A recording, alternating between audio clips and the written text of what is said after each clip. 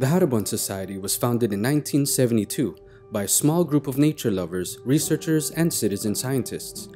Its members, and the subsequent members after them, helped give birth to the Philippine environmental movement. Today, Haribon's mission is to transform every individual into a biodiversity champion. To do this, it moves forward with its mission to advocate biodiversity conservation through building constituencies, empowering communities, and applying multidisciplinary research. For 45 years, we've worked with various sectors and groups in bird conservation, rainforestation, marine protected area management, policy advocacy, and more. All this work is best understood under our 4 pillars: conserving sites and habitats, saving species, encouraging sustainability, and empowering people. Conserving sites and habitats. In 1987, a joint Haribon and DENR task force was created to evaluate the protected areas in the country. The results of this project served as key inputs to the National Integrated Protected Areas System Act, or NIPAS Act, which would be passed in 1992.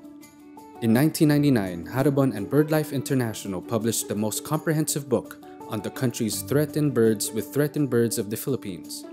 In culmination of this Red Data Book project, a total of 117 important biodiversity areas, or IBAs, were identified as areas of global significance for biodiversity conservation.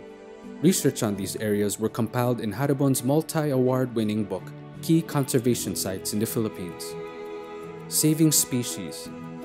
Haribon served as a founding member of the Philippine Eagle Working Group, alongside DENR and other NGOs in 1989. The group would be the steering committee for the conservation of what was then called the monkey-eating eagle. Haribon also advocated for the issuance of DENR Memorandum Circular 2004-06, which promotes rainforestation as an approach in restoring the tropical rainforest using indigenous species. In June of 2018, Haribon, DENR, and other NGOs will celebrate Philippine Eagle Week, sharing trivia on social media with activities to be held at Manila Ocean Park. Between 2012 and 2016, Haribon and Newcastle University interviewed over 2,500 fishers and surveyed over 1,700 kilometers of reefs. In doing so, they identified 59 fish species that have decreased in catch since the 1950s, filling in gaps in historical fish data. Encouraging sustainability. In 2015, Haribon began work in strengthening a bay-wide federation of marine protected areas in Surigao del Sur, funded by UNDP through the Biodiversity Management Bureau of the DENR. Haribon and local organizations are now working with 16 MPAs in the area, and a MPA summit is planned for 2018. At the mountainous spine of Panay Island, Haribon determined that up to 3,600 dulungan hornbills are still present in the central Panay mountain range.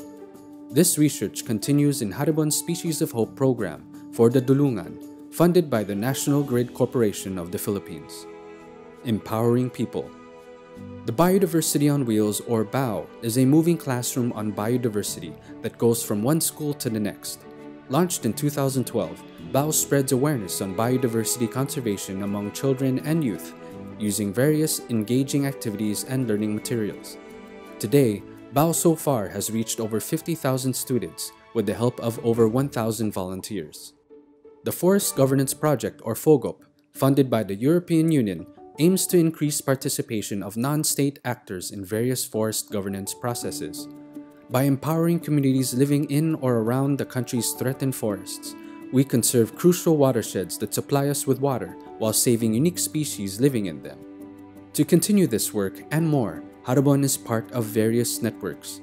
Here is a short list of just a few of them.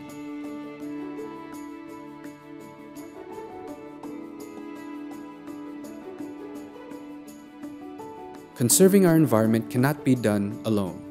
We must work with all sectors, communities, government agencies, and more to ensure that our unique biodiversity and the habitats we share with them will continue to thrive for generations to come.